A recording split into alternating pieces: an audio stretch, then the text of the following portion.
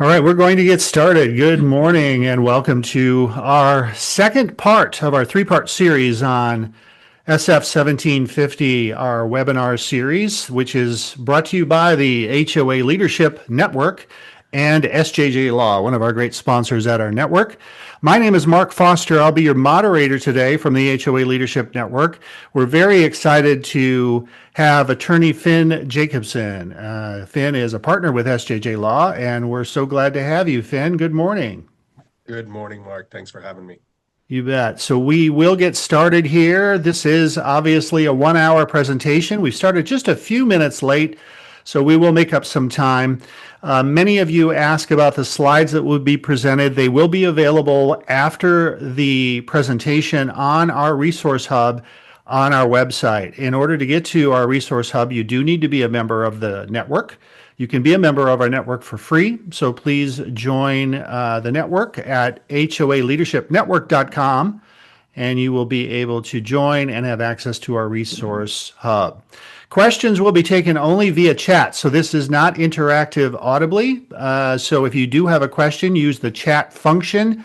We will likely not be able to get to every question, so we'll apologize in advance for that. But we do ask you please to limit only to the current topic so that we can select some of the best questions and make those available for Finn to answer. And again, if you could please keep your video off and your microphone off, we would greatly appreciate that as we move through today. You see a QR code over on the right-hand side of the slide. That is a link that'll take you to the very first part of our webinar series. You can load that right now on your phone and watch it later. Don't watch it now or you'll miss what we're going to do this morning. So we'll also have, after the presentation is complete, we'll be able to send you a link to that playback in the form of an email following the presentation.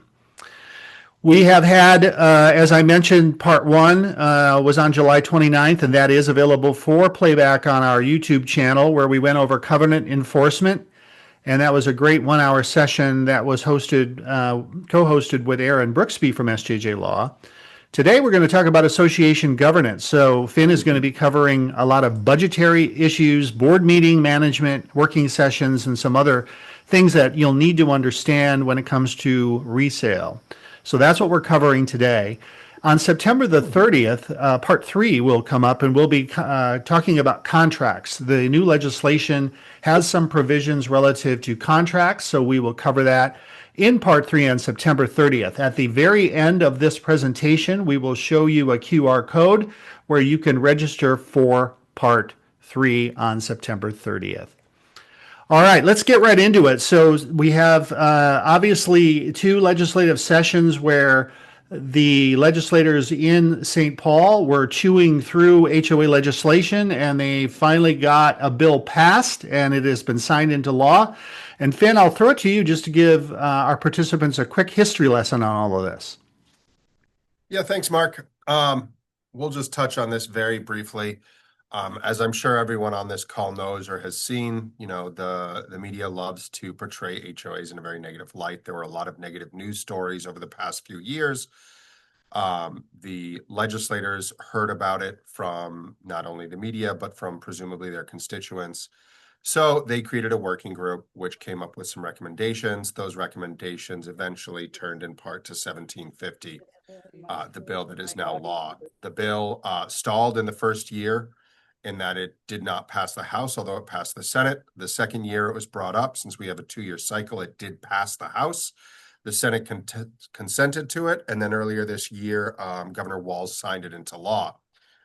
The operative dates are January 1st, 2027 for 99% of the legislation. The only thing, in fact, that goes into effect or is in effect currently, as of today, August of 2026, is the definitions, which are, frankly, not going to change much from a day-to-day perspective for board leaders. So knowing what's happening is kind of the name of the game. Staying informed with the Leadership Network's presentations like this So then on January 1st, you're ready to rock and roll is kind of what you guys should be doing.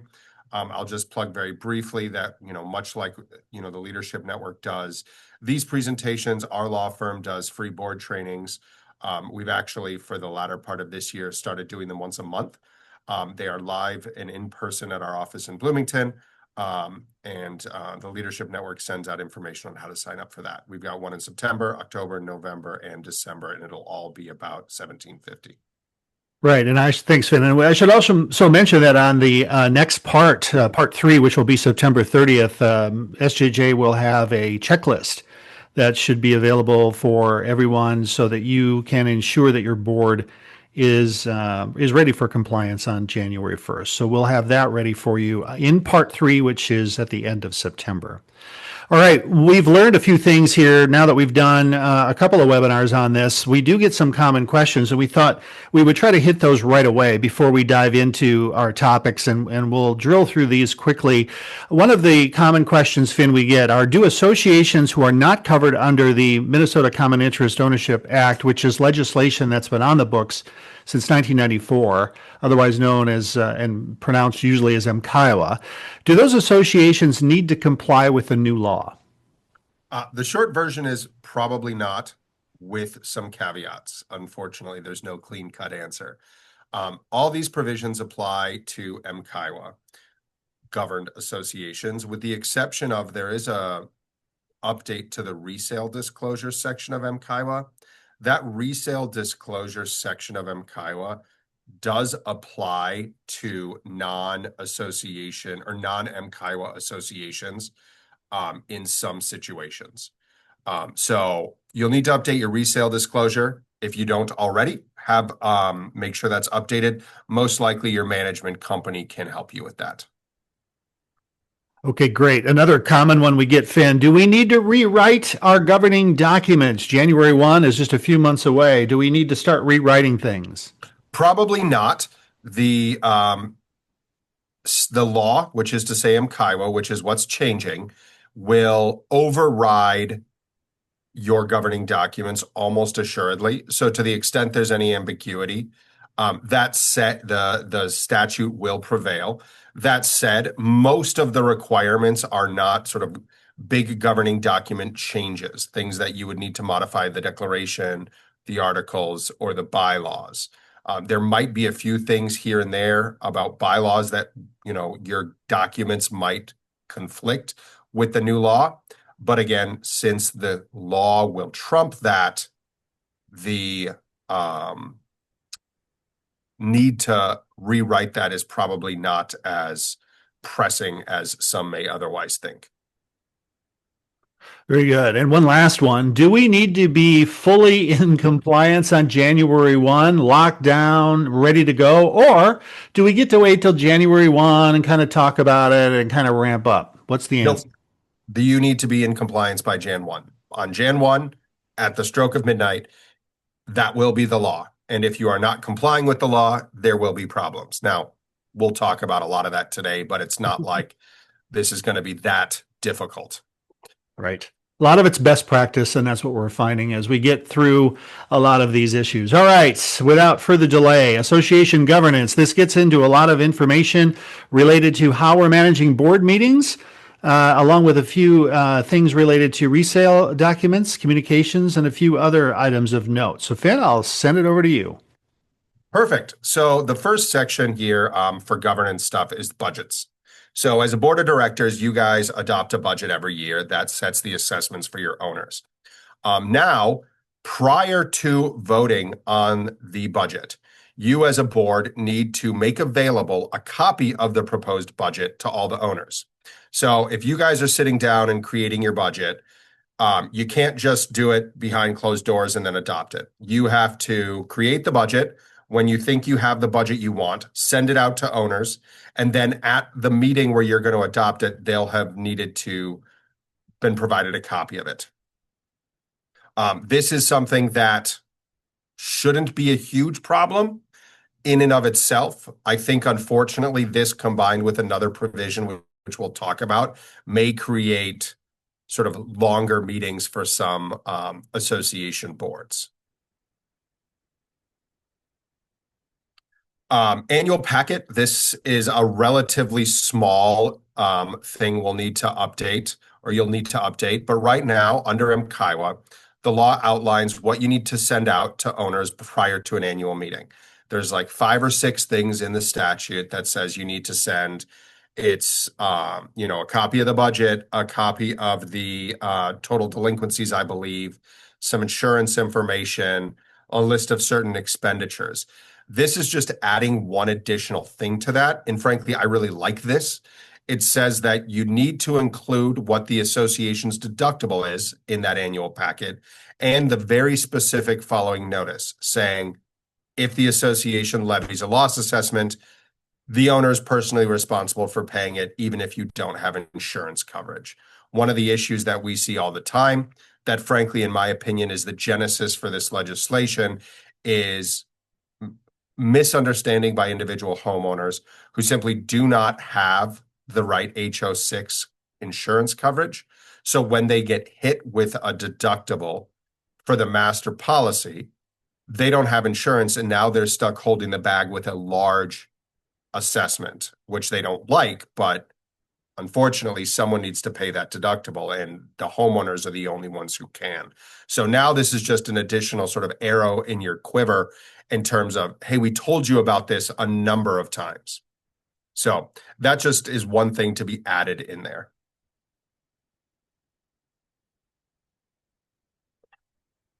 Board terms. This is one of those things that may conflict with your bylaws depending on how your bylaws read.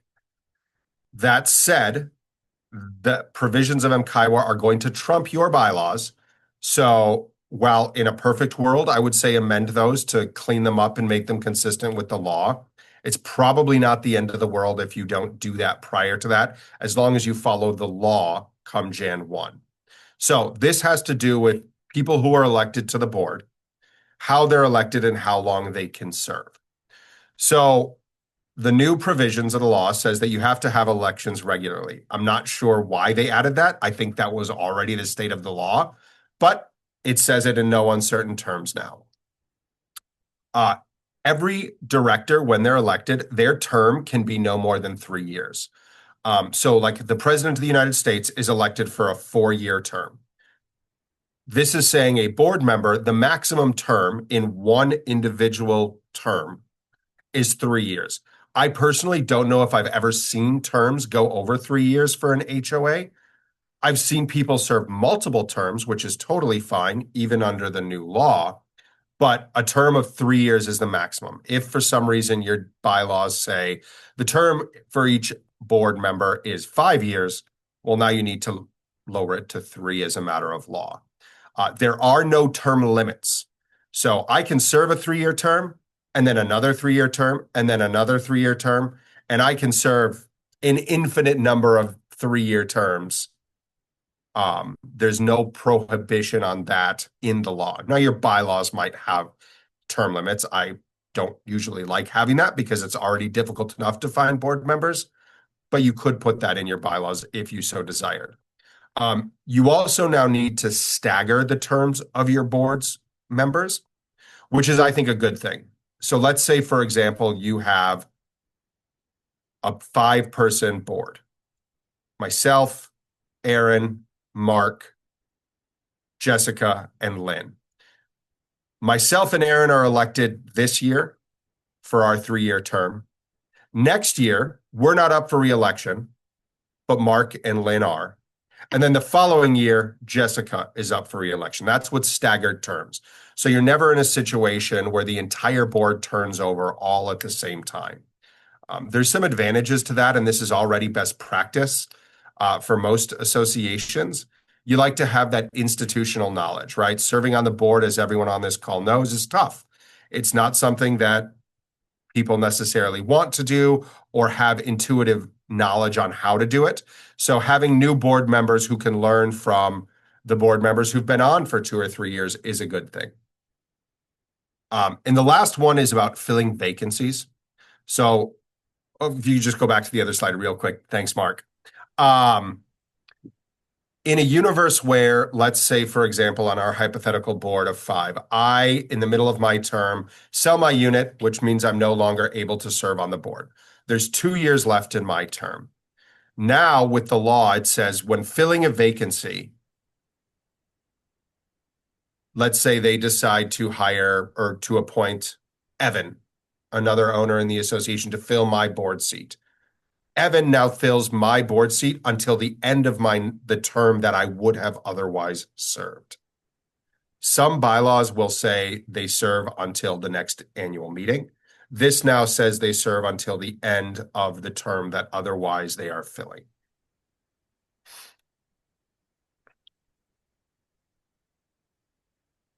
This is where things start to get really messy, in my opinion, in terms of the practical realities of this legislation, which is how board meetings are going to be run. I don't hate this particular provision of it, but much like the thing I spoke about earlier, this provision combined with something we'll talk about shortly is problematic, in my opinion. Right now, when you have a board meeting where the board is sitting down and discussing, what snow vendor we're going to go with, what attorney we're going to go with, what the budget's going to be, et cetera, and so on. Now, prior to that board meeting, the board has to make available to every single owner, not just the agenda, which is already probably best practice, right? But also copies of any contract or document that the board is going to vote on. So this means, for example, if the board has 3 snow vendor contracts that it's going to vote on at the meeting next Tuesday, sometime prior to the meeting next Tuesday, every single homeowner needs to be provided a copy of all 3 of those contracts. In a perfect world, that's not the end of the world. But we don't live in a perfect world. We live in reality. And in reality, all that's going to do is, one, create a lot more administrative burden for most associations who now need to say, okay, this whole packet that we normally just send to the board needs to go to all owners. How do we make sure they get it? Now, it says in any reasonable manner, so posting it on a website, which is specifically included in the ways you can do that, is going to be what most people do and what we would recommend. But all that does, in my opinion, is give fodder for owners to second guess every single decision, because now they're getting all 3 contracts and they're going to look at it and say, well, I think you should have gone with contractor A instead of contractor B, even though the association went with contractor B because that's what they decided. Again, this in and of itself isn't the end of the world. It's kind of the next slide and the next piece of it that really, I think, makes it potentially problematic. Most of you, I'm assuming, are board leaders. And as board leaders, you guys have been to many, many board meetings. And most associations hold what I call at least, a homeowner forum. And that's the ability for homeowners to speak at board meetings. Because typically, prior to this law, homeowners actually had no authority to speak at board meetings. The only thing that happens at board meetings is boards do the not dirty business, but do the hard work of making the sausage, to mix metaphors, right? They actually make decisions on how the association is going to be governed. And so they sit down and they say, okay, we're going through this contract, yes, no. Homeowner forum, which most people or most associations that I work with have done, would be the opportunity for homeowners to sort of give their 2 cents, say what they would like to say. Not a bad thing. I actually think there's something to be said about that with respect to transparency and all that. But when you take this, you require it, you codify it, make it in the law, in the statute, which is what they've done now. Combined with the fact that everyone gets a copy of every single document, it's a recipe for potential long and, in my opinion, potentially contentious board meetings. Because what this provision of the governing or of the statute says now is that when you have a board meeting, prior to voting on anything that's on the agenda, you have to let any person who is a member of the association or someone they designate speak on that item. So let's talk about my example where we've got 3 lawn and snow vendor bids. Now, at the homeowner forum, before the board discusses and votes on the lawn vendor, I can stand up and say, I don't think you should hire snow vendor X because I think they're bad. And I think I found this one provision in their contract that looks problematic to me. Well, if someone has that kind of opinion, and my thought is they should serve on the board instead of being a backseat driver, but that's neither here nor there. What makes it even more problematic, in my opinion, is that we can designate someone to do it, a person designated in writing by the owner. So let's say my cousin Joe runs a lawn and snow vendor. He's going to see all the contracts that the board is going to review. I'm going to give them to him, and then I'm going to designate him as someone to speak. Then he's going to be able to stand up at the meeting and go, I work for slow vendor, blah, blah, blah. I looked at your 3 bids. Here's why they're bad. You should hire me. Here's my bid. My bid is lower than all of yours. And I'm not saying that's going to happen at every association or at every board meeting, but it's going to happen. And so every single board meeting has at least the potential to go off the rails because you have to now let every single homeowner speak or their person that they designate in writing. If you have a 500 unit association, even if you limit someone's ability to speak to 1 minute and you let all 500 owners speak, and this is an extreme example because you're rarely going to get all 500 people there, but that's 500 homeowners each speaking for a minute. That's 500 minutes. And this is before you've even touched the agenda, before you've voted on anything. Your board meetings have the potential to be dragged on very, very long as a result of this. Now, that said, the board can, and frankly, in my opinion, should put together policies and procedures for how to run these forums now that it's required by law. Limiting people's ability to talk about nonsense. Things they talk about have to be on the agenda. You should limit their timing. Everybody can speak for up to 1 minute or something along those lines. Because even if you only have 30 people show up and everyone speaks for 1 minute, that's still half an hour before you even started the meeting. So for example, if you have professional management that charges to be at those meetings, my guess is they're going to start charging if it goes over a certain time threshold. So you might be incurring more costs as an association through management fees, or if your attorney's there, through attorney fees, because we're a taximeter, we're billing by the minute, because you're going to have longer meetings. So here's kind of the 2 ways this could work in practice, one of which is the way I think everyone should do it. The law says before an action is taken on an agenda item, someone needs to be able to, or owners need to be able to speak to it. Let's say we're voting on a lawn and snow vendor contracts and an attorney contract as the board in this meeting. Okay, we could do homeowner forum on the snow vendor contracts. Let everybody talk about the snow vendor and then vote on that. And then move on to the attorney thing and have every homeowner speak their mind about the attorney thing and then vote on that. That's going to be a logistical nightmare and take way too much time. So what we're recommending, and what I think most people will end up doing, is to have that homeowner forum at the very beginning of the meeting and say, hey, homeowners, this is the homeowner forum that's required by the statute. Everyone gets 1 minute to speak about any item on the agenda. And we're going to go through and give everyone their 1 minute.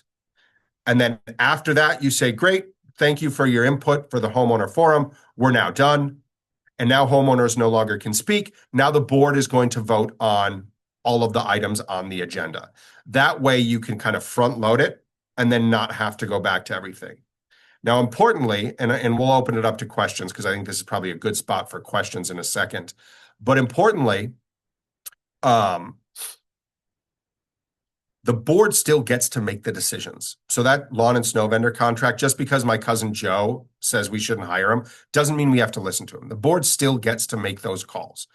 Homeowners can offer their opinions, but they're just that, opinions. The boards are the only one who get a vote on most of these things. So while the board can and frankly should listen with an open mind, as I would recommend they do on most things, you're not required, even if every single homeowner in there says, we think you should avoid contractor X or vendor Y. Doesn't matter if every single homeowner says that, the board is the one who gets to make that decision. And I'll open it up as soon as I'm done with this thought for questions, Mark. You can place limits, i.e. that like 1 minute. And if someone violates that or creates problems, there is an ability to remove them from a meeting. And I've had to do this a number of times. I've called the police to meetings probably 4 or 5 times in my career.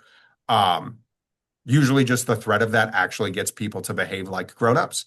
But you now have the authority to physically remove them. I would never, ever recommend an association, its attorney, or management do that. Call the police.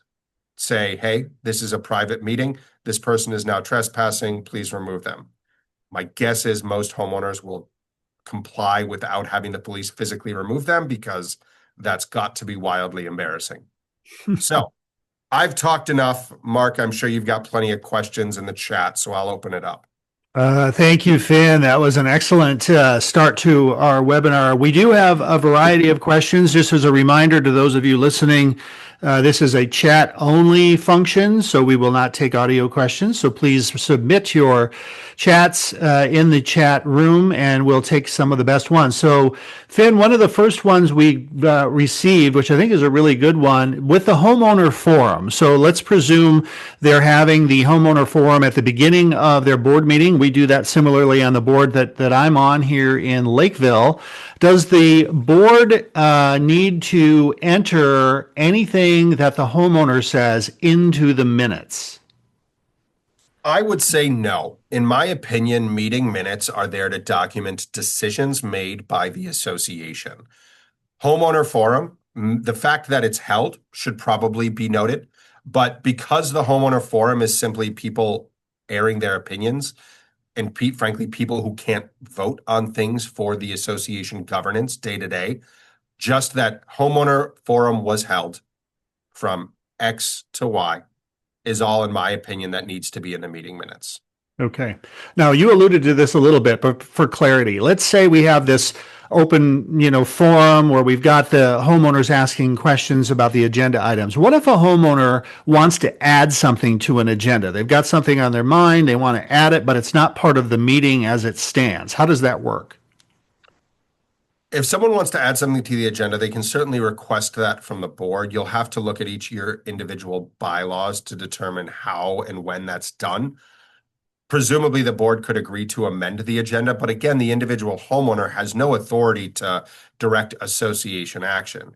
If the board wants to amend the agenda based on something that was said, presumably they might have the ability to do that. It creates a little bit of a chicken and an egg situation because if you've had the homeowner forum and then the board amends the agenda to add decision X, well, now you need to open up homeowner forum again to discuss decision X as outlined in the homeowner forum statute. So it might be something that I would probably tell boards, don't amend the agenda on the fly because you're going to have to open up homeowner forum again on it. Maybe you'd want to, just put that on the next month's agenda instead. Okay.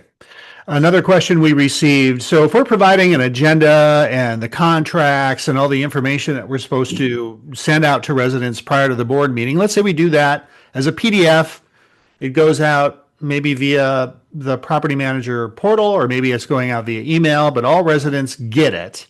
Do we still have to provide something at the meeting? So if we have a live meeting, I know some people do we have to also hand it out there? No. The statute says that it needs to be made available to the homeowners in any reasonable manner. So if it's available on the portal that the property manager has or emailed, that is, I think, a reasonable manner. And it specifically says the association's website, which presumably means the portal by the homeowners. I mean, there's nothing stopping the board from making them available at the meeting, other than presumably the overhead cost and administrative cost of doing so. But I think doing it digitally is the way to go.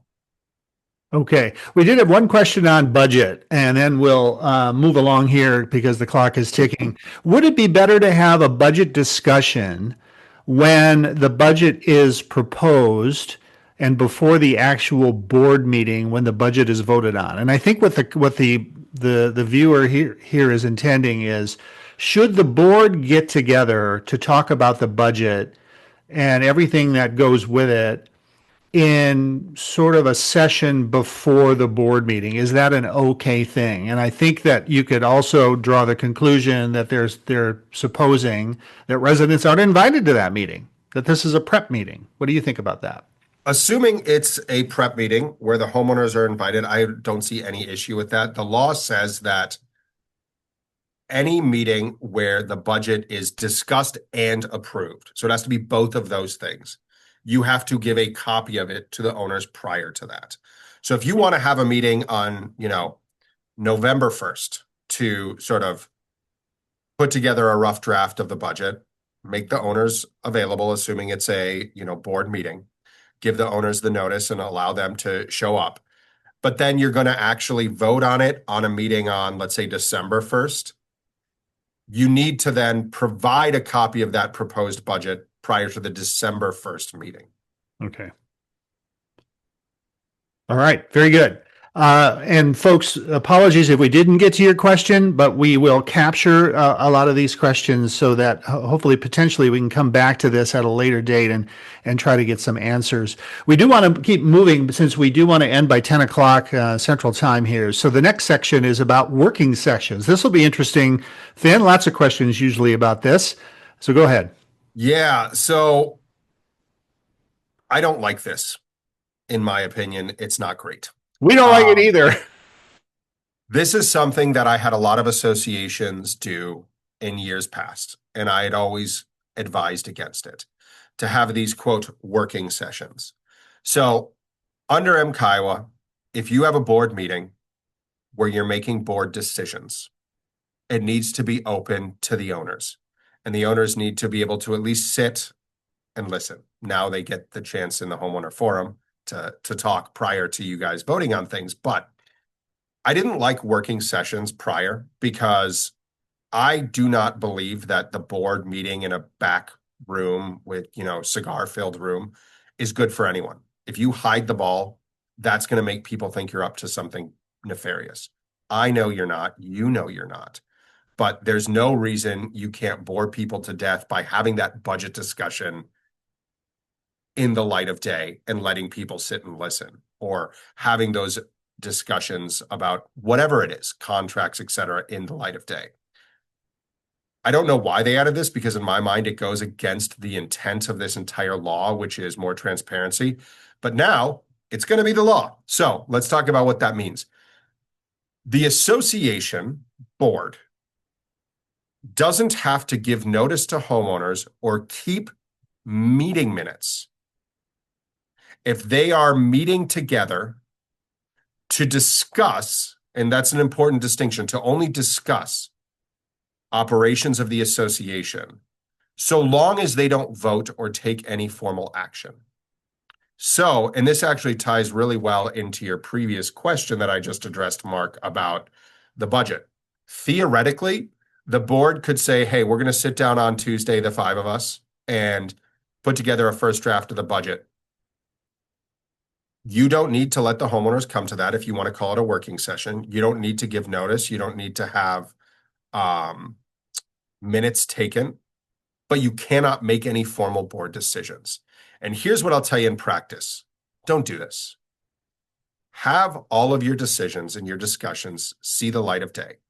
Because again, the more you hide things, the more people are going to think you're up to no good. Probably the most contentious board meeting I ever went to. This is one where I actually called the police and had to have the police intervene because there was a physical fist fight between the president and an owner. And I'm not blaming anyone other than the person who threw the first punch. But what that association did is they would have these working sessions where they wouldn't make any decisions, which probably even under the law today is okay, but definitely is okay under the law come Jan 1. But then when it came time for decisions at the board meeting, they would just say, okay, we're voting on contract X. What are the votes? Yes, yes, yes, yes, yes. And it would just be no discussion, just the decisions. There's no way the homeowners know that the board did their due diligence or their reasoning or justification behind things. And that led to a lot of consternation and people thinking that something nefarious was going on. Nothing nefarious was going on in that situation, other than that the board was doing things behind closed doors. Those things were above board, but because they were behind closed doors, people thought they were not above board. So I don't like this. I know a lot of boards do, and a lot of managers do, but my general advice is avoid these if you can. If you're going to have meetings to discuss things, provide notice. You just have to give everyone a minute or two to talk beforehand. If you're sitting down and doing the dirty work of governing the association, let people see the sausage get made. It's going to create less conflict long-term, in my experience. Conflicts of interest. This will be interesting. Lots of questions, I'm sure, on this. And folks, just a reminder, if you do have a question on these particular topics we're covering, use your chat function, and we'll try to get to as many as we can here in a moment. Go ahead, Finn. Perfect. Conflicts of interest. Okay, so this is about board members. So if you are a member of the board, you cannot participate in deliberation or voting on something where you or your family member have a material interest, material financial interest. There is a specific definition of family, but let's say, for example, I was on the board of my HOA and we were voting on hiring my firm. That's pretty clearly I have a material self-interest in that, so I would not vote. So the board would then, let's say we have our board of 5. Now it's a board of 4 for purposes of this. I don't discuss and participate in the deliberations. I just say, I can't discuss this or deliberate on this. You, the remaining 4, vote on this. I think this makes some sense. This is a good thing. This is best practice. This is what I already told associations to do if they had something like this pop up. But yeah, so that one's pretty straightforward. And I'm sure this is going to be a huge, to be clear, I'm being very sarcastic here, sad piece of information for all of you board members, but you can no longer accept a big stack of cash from a contractor to agree to use them. That is essentially what this law is saying. You as a board member cannot accept money or compensation to vote for a contract for property maintenance, construction, repair, or reconstruction. I personally, having done this for over a decade, have never seen construction companies hand cash or even heard of them handing cash to board members to vote in favor of their company. Everybody thinks this happens. I can tell you I've never seen it or heard of it legitimately. But it is now illegal, which is a good thing. It's not a problem because no one should have been doing that, in my opinion, anyways. I would argue it would have been a breach of their fiduciary obligations, but now you can't do it. So this applies to board members who are voting on property maintenance, construction, repair, reconstruction contracts. It also applies to property managers if the property manager is signing the contract on behalf of the association. I don't know many, or really any going forward, management companies that will be the ones to actually sign on the dotted line on behalf of the association. But again, if they're not signing the contract, it does not apply. And there's a whole bunch of nuanced stuff in here in terms of there's frankly some debate as to if property managers are even governed by this law, because this is a law that applies to HOAs, not property management companies. But because property management companies aren't going to be signing contracts on behalf of their associations going forward, most likely, this is going to be irrelevant to them. So board members, you guys can't accept bribes for entering into construction contracts. Sorry. Those days are done. All right, safe at home. This one gets a lot of questions, although rare, right? It does present some potential legal challenges. Okay, yes. So, short version, safe at home. Hopefully no one here has ever heard of it. Safe at home is a great piece of legislation. It is a great piece of legislation that's very sad it has to exist. Safe at home, Minnesota State Statute 5B, is a statute that says if I am the victim of domestic abuse, so my wife starts beating me up, something like that, I can apply, and there's formal ways for me to do this, to basically have my information anonymized, which is to say, like, for example, right now, if you knew my address and you went and looked at it on the Hennepin County GIS, it would have my name because I own the home with my wife, who, by the way, does not domestically abuse me. Let's be clear. I'm using this as an example.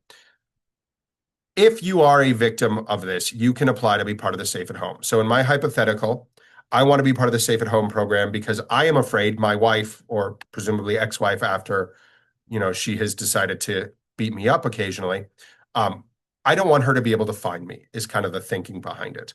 So we anonymize my information. So if you go on to the county website, it will just say private data instead of my name. When this happens, the law as it sits today just says everyone has to comply when they get specific notices for it. So if an association has a member, for example, that is part of the Safe at Home program, they will get very formal, clear documentation from the Secretary of State who oversees this program that walks through and says, hey, Finn is part of the Safe at Home program. You can't put his private data or information on anything. Shouldn't be on meeting minutes, shouldn't be in the portal. It's not going to be on the website, all of these things. And in fact, put his name as private data. And by the way, don't have his mailing address be his mailing address. Use this PO box number that will funnel through us. So it's a good thing in that it anonymizes someone's information who's a victim of domestic abuse to presumably prevent them from being further victimized. Right now, the state of the law is that if you are part of the Safe at Home program and someone violates it, you go tattle on them to the Secretary of State. It does not provide what we call a private cause of action. This provision provides a private cause of action, which is to say now, if Platypus Meadows, the association I live in, discloses my information after having been provided the correct forms and paperwork to say that I'm safe at home, if they provide that data to some third parties or otherwise violate Safe at Home, it is now a cause of action under MKIWA, which means me, the victim, I can sue Platypus Meadows to say, you violated Safe at Home. MKIWA now gives me a right to sue you, which doesn't exist today. And by the way, MKIWA has two things that create problems for associations here. One, it has an attorney's fees hook. And two, it has a punitive damages hook. So what that means is, again, I'm the victim of domestic violence. I'm a member. My association inadvertently discloses my information. When I sue the association for doing that, not only am I entitled to my legal fees, but I'm potentially entitled to what's called punitive damages, which is sort of what I'll call punishment money. It's not, I was damaged this many dollars. It's you screwed up. You need to pay Finn $50,000, whatever the number is, as like a penalty for screwing up. Now, that's a long explanation of the background of Safe at Home. Here's the punchline. If you ever hear the word Safe at Home, if you get any paperwork about Safe at Home, call your attorney or me if I'm your attorney. Or if not, call me anyways. Call us to make sure you're complying. You have very strict requirements as to how to do it. It's not something, thankfully, that I see super often. So it's not something that's worth developing a formal giant procedure for when you don't need it. Don't spin your wheels and spend your money on that. But when you need to, sit down with your attorney and your management company to make sure you're complying, because it's a big deal to violate it come Jan 1. And frankly, as a human in the world, it's a big deal and a problem to violate it regardless. So you should be doing that anyways, but now there's sort of legal ramifications and potential monetary ramifications for the association. And this will cut against both the board and property managers from their responsibility. Safe at home, while it would be a rare instance, this gives us good pause to ensure that anything we're sending out prior to a board meeting or into residents' hands should be well scrubbed and well vetted. Agreed. So let's take a few questions here because we've got a little bit more to go. We may be running a little bit long, folks. So we just want to make sure we get the right information out to you. So this has brought a fair number of questions into the chat as you were talking about working sessions, how we're managing board meetings. So if we have sensitive information, Finn, we need to talk about. If, for example, we've got fines we need to talk about, we have delinquencies we need to talk about, maybe there's a legal problem, maybe there's some sort of conflict of interest issue we need to discuss. Can we do that in closed session with no homeowners present? Yes. So all of the things about providing documents to homeowners and allowing homeowners to speak applies 90% of the time. The 10% it doesn't apply is when you are having those, as you correctly called it, Mark, closed sessions. Some people call it executive session, which is not wrong. It's just the statute calls it a closed session. So that's what I call it. You are allowed as a board to have a closed session, which is to say homeowners don't get to see the documents you're discussing or participate or listen or get minutes about it in 3 scenarios. Those scenarios are outlined in MKIWA in the statute, and those are 1, personnel matters, hiring or firing an HOA employee. That's exceedingly rare in Minnesota.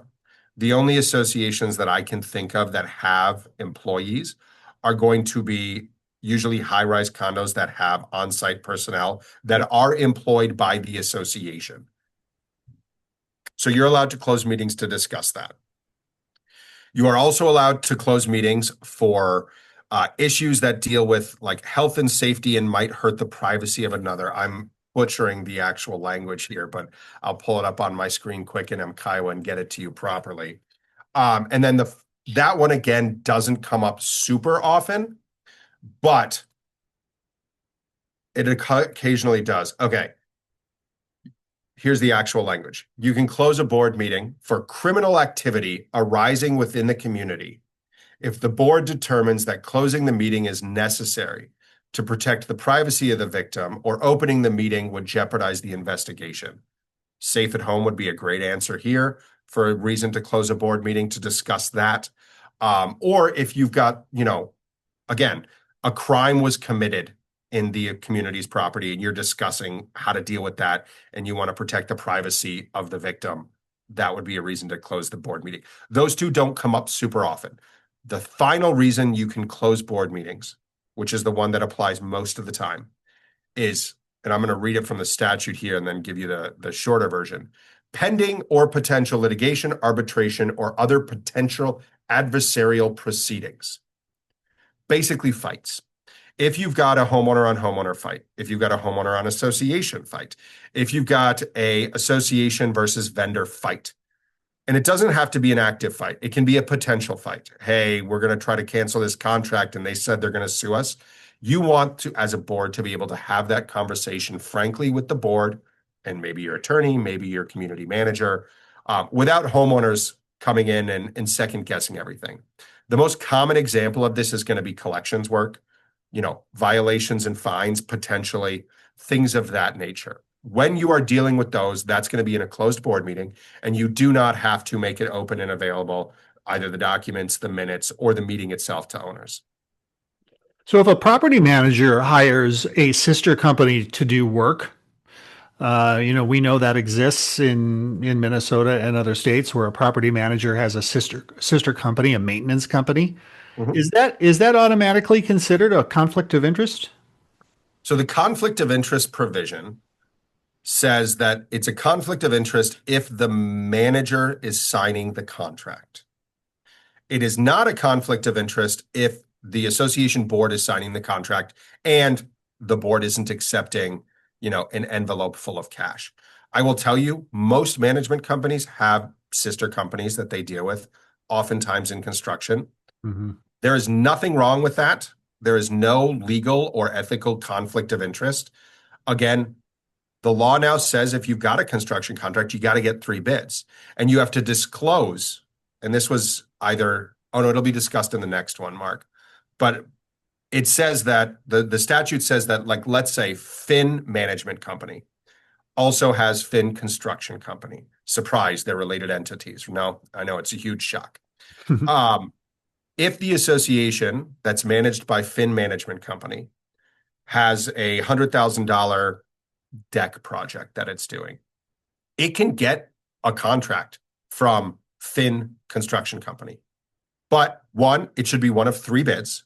And 2, it should be disclosed. It has to be disclosed in the meeting minutes. Hey guys, this is going to come as a huge shock to you, but Finn Construction Company and Finn Community Management Company are related entities. Gasp. It's not a problem if the board wants to choose Finn Construction Company, so long as the association signs the contract and it's disclosed and everything's above board. Now, the board is under no obligation to choose Finn Construction Company. They could go with one of the other 2 bids. They could go with Mark Construction Company or Lynn Construction Company. Okay, that's very, very helpful. So a lot of great questions. In the interest of time, we're going to mush along here because we need to get into this resale change and how that is affected by this new law. So go ahead, Finn, on resale. Yeah, and I think we can go pretty quickly through this one. As I'm sure many of you know, when you sell a unit in a homeowners association, there is a specific statutory form, a resale disclosure that is provided, or the owner of the unit, the seller of the unit, the owner at the time requests it from the association. And then it's a statutory form that is then provided to the potential buyer. So they basically have all the information they would need to make an informed decision about buying that property because it's a big investment. It's presumably the biggest asset you will ever have. So now there are some additional documents you need to include in that resale disclosure. One caveat that I will put on for this whole section, these next 3 slides, this is the section of the law that might apply to non-MKIWA associations. There are non-MKIWA associations that sometimes have to comply with resale disclosures. You need to comply with these resale disclosure changes. So now, in addition to the other litany of stuff you provide when you have a resale disclosure, you also have to have the list of fines, which I believe my colleague Aaron talked about at the last presentation. You have to provide a copy of the new compliant collection policy that I believe Aaron talked about. And to the extent you have a reserve study that's 3 years or less, you have to also provide that. Now, hopefully most of you are doing resale disclosures through your community management company and or through third parties. They, I'm assuming, are going to update their practices for this. So it's not much you need to do other than to talk to whoever provides these to make sure they're complying with the new law come Jan 1.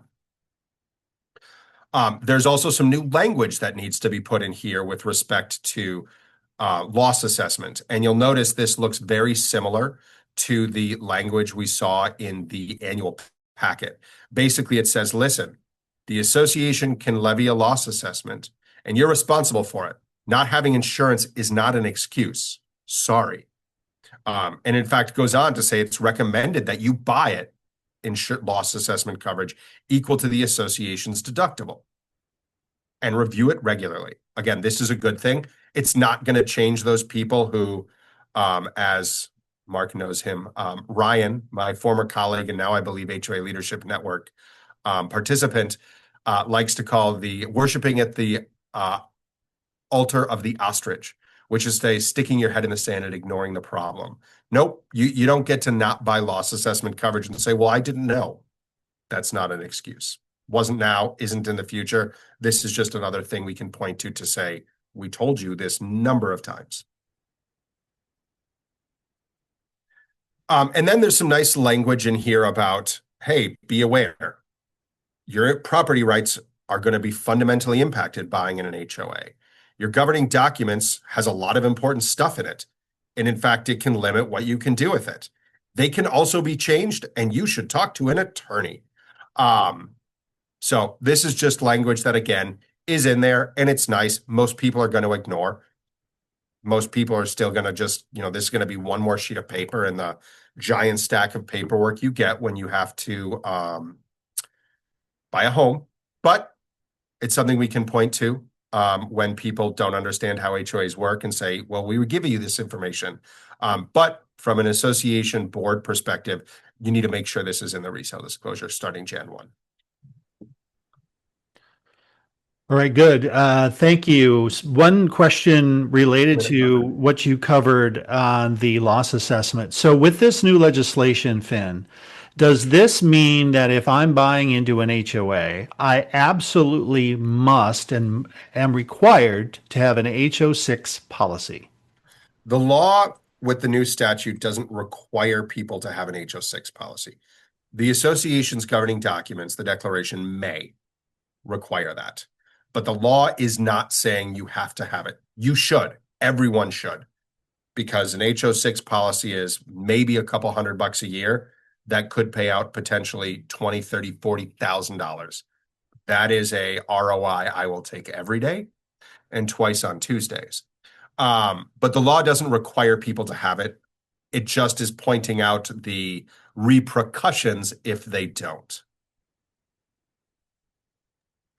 Now, does the HOA need, if they don't have a professional reserve study, as you mentioned, reserve study would need to be included in the resale document. Let's say we don't have a reserve study, but let's say that either the management company has done some calculations for us on what needs to be improved, or maybe the board has done its own sort of assessment, sort of a DIY version. Is that acceptable, and how would that be provided? Well, the short answer is don't do that. Hire a reserve company.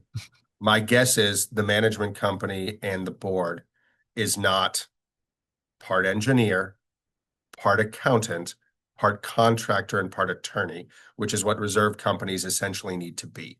So don't do that. Pay for a reserve study. It's some of the best money you'll ever spend.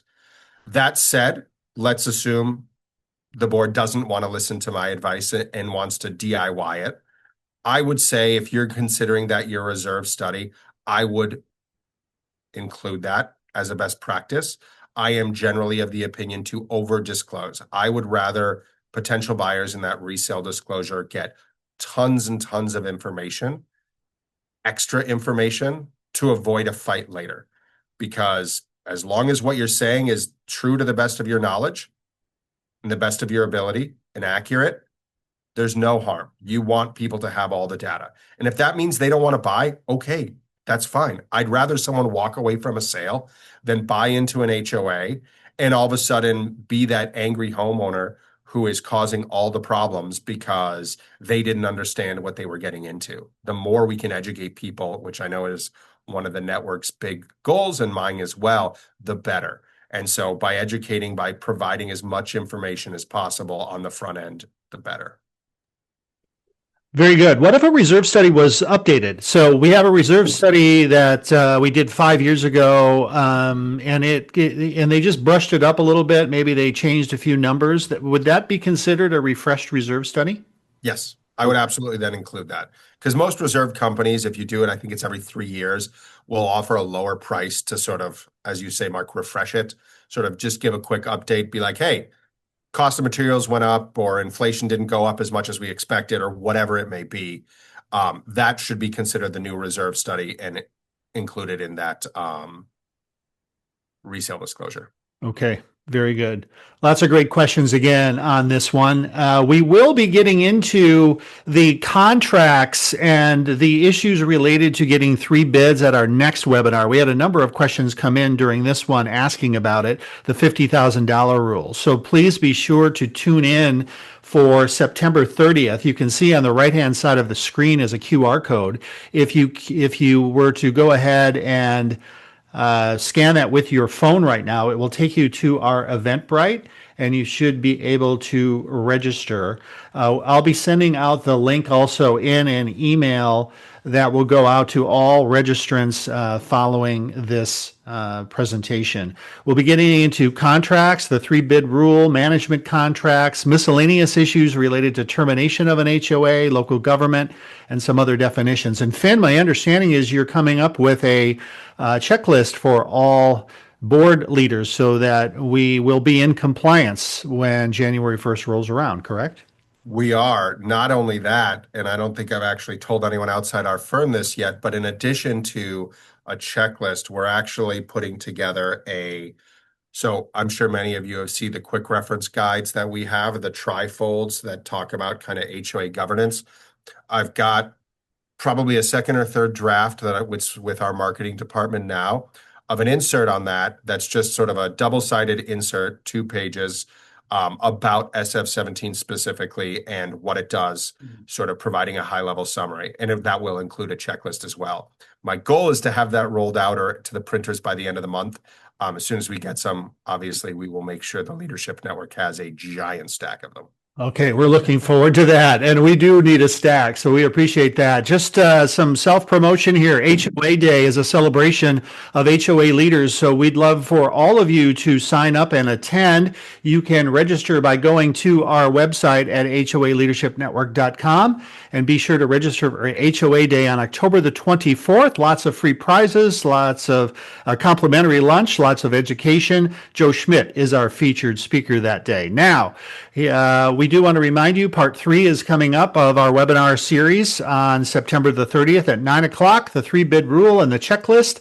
The RSVPs are open. Please go ahead and register for that. You will get a Zoom link 24 hours in advance of that particular webinar. So on behalf of the HOA Leadership Network and SJJ Law, our partner and sponsor, we would like to thank you for joining us today, and we bid you a farewell. Have a great HOA day.